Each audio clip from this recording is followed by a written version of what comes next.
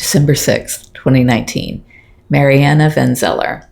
We were interviewed by the Peabody Award winner, Mariana van Zeller, today for a National Geographic piece they were doing to expose cup handling, and specifically Bhagavan Antle.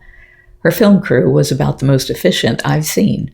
They began around 10 a.m. and they were gone by 3 p.m. and managed to get all of the B-roll of the cats, shots of me and Afton doing cat care stuff, drone footage, and their interview. They had 17 cases of gear to slog around and even broke in the middle for lunch that was ordered in and still got it all done. Working with any film crew is frustrating because they spend so much time fussing with their gear, they miss most of the best shots with the cats, but these people were less obnoxious than most.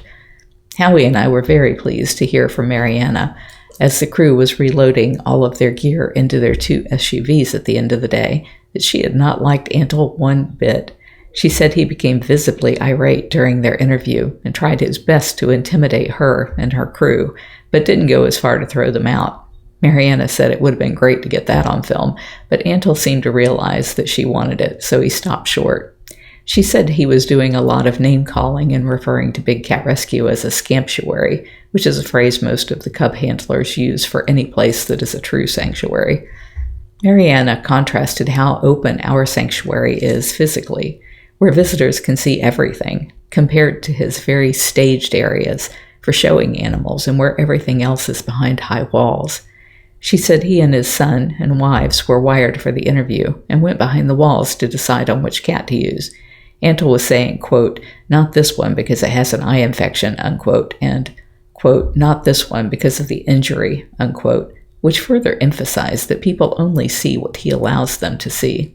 At one point, he went on about an idyllic sanctuary in Thailand where he sent some cats, not knowing that she'd actually go there and film what she said were the worst conditions she'd ever seen for tigers. Antle wouldn't allow her or the film crew to see where the cats were kept, nor any of the documentation that would show where so many of them end up each year. This has been so long awaited. She said it would air next summer. After that, Howie and I had a fact-checker call on the article and podcast being done by Rachel Newer, the author of Poached. It was mostly right, which says a lot about her attention to detail. I think they plan to launch both of those in the next week or two, which would be great if it gets any publicity before the end of the year. I'd really like our bill to be heard in the House before the holiday recess. On that note, one of the people that we were working with managed to totally screw up our relationship with the Congressional Budget Office, CBO, because they just don't understand the issue. The CBO report stated that our bill would cost taxpayers hundreds of millions of dollars. In fact, it saves that kind of money. So today was a huge scramble to try and get our bill sponsor to contest the findings and to give him questions and background information so he could defend the bill.